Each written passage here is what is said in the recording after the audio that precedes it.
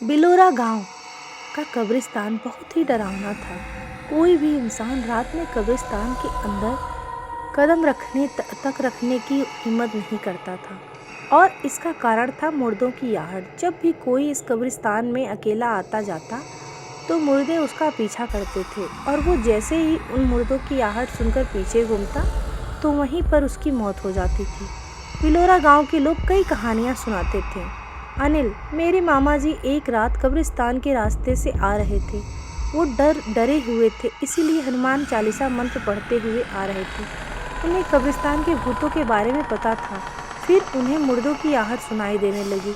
वो सीधे सामने देखकर चलने लगे और फिर उन्हें मामी की आवाज़ सुनाई दी और मामी की आवाज़ सुनते ही वो मुड़े और फिर मुर्दे घसीटकर उन्हें कब्र में लेकर आए। मनु, तुझे ये सब कैसे पता चला? अनिल, क्योंकि अगली सुबह तक मेरे मामा जिंदा थे। उन्होंने अपने साथ हुआ सब कुछ मेरे पिताजी को बताया और पिताजी ने मुझे बताया। मनु, फिर तो वह कब्रिस्तान बहुत खतरनाक है। राम, ऐसा कैसे हो सकता है?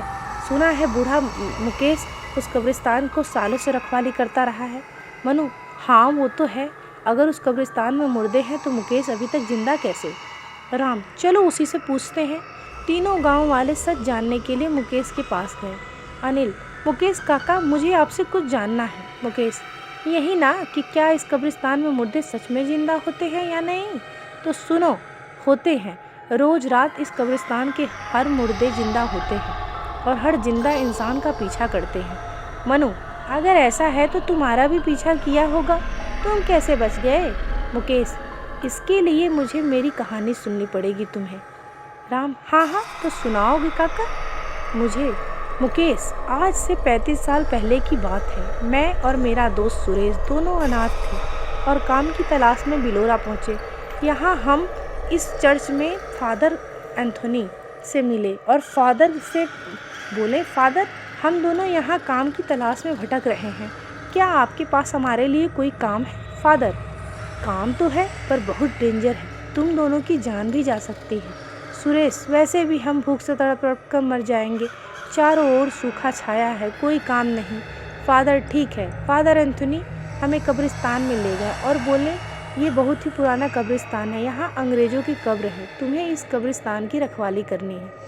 सुरेश, भला इस कब्रिस्तान की रखवाली की क्या ज़रूरत है? फादर, कब्रिस्तान की रखवाली की ज़रूरत नहीं है, पर तुम्हें यहाँ आने से लोगों को रोकना होगा, तुम्हें लोगों की रक्षा करनी होगी। मुकेश, पर कैसे?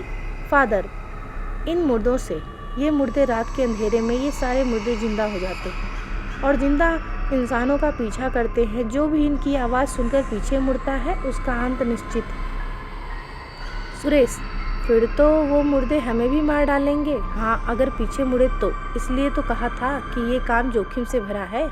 सोच लो, तुम दोनों ये काम करना चाहते हो या नहीं? हम दोनों के पास कोई और रास्ता नहीं था। पेट की भूख शांत करना ज़्यादा ज़रूरी था, इसलिए हमने हाँ भर दी और उसी रात से हम कब्रिस्तान की रखवाली करने लगे। कुछ रात तक सब कुछ ठीक था।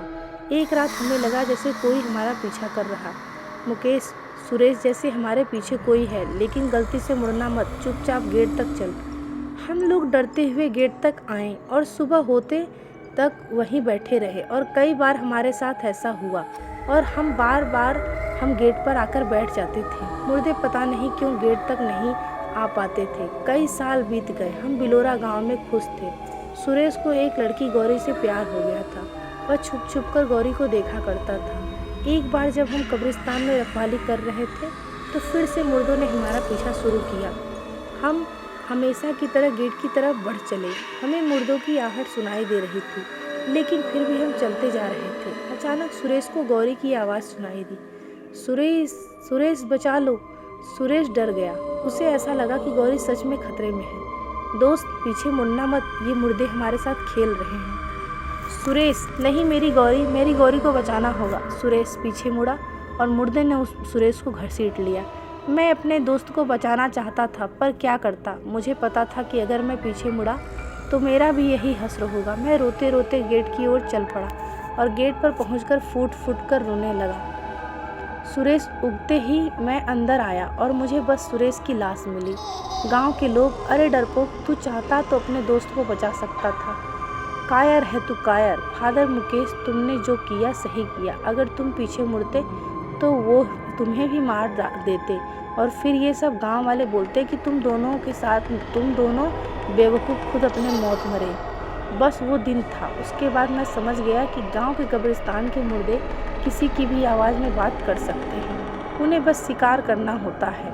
मैं 35 साल से इस कब्रिस्तान से रखवाली कर रहा हूँ ताकि और आदमी इन मुर्दों का शिकार ना हो सके, पर गांव वाले इसे मनगढ़ंत सोचकर आज ही जाते हैं। कुछ गांव वाले इन मुर्दों का शिकार भी बने, पर मेरी कोई सुनता कहाँ है। तुम लोग मेरी बात हमेशा याद रखना। पहले तो इस कब्रिस्तान के आसपास से बिल्कुल मत गुजरना, और दूसरा, अगर कभी वक्त आ पड़े तुम्हें यहाँ से गुजरना पड़े तो मुर्दों की आहट सुनकर पीछे मत मुड़ना। मुकेश इतना कुछ बोलकर अपने काम निकल गया और यहाँ से 3 दोस्त बातें करने लगे। मनु, मुझे लग रहा है ये बूढ़ा मुकेश हमें कहानी सुना रहा है। राम, मुझे भी यही लग रहा। मनु, आज हम सच का सच और झूठ का झूठ पता लगा कर रहेंगे। आज हम तीनों कब्रिस्तान में आएंगे, वो भी रात को। रात के वक्त तीनों दोस्त कब्रिस्तान पहुँचे। कब्रिस्तान में अलग ही शांति थी।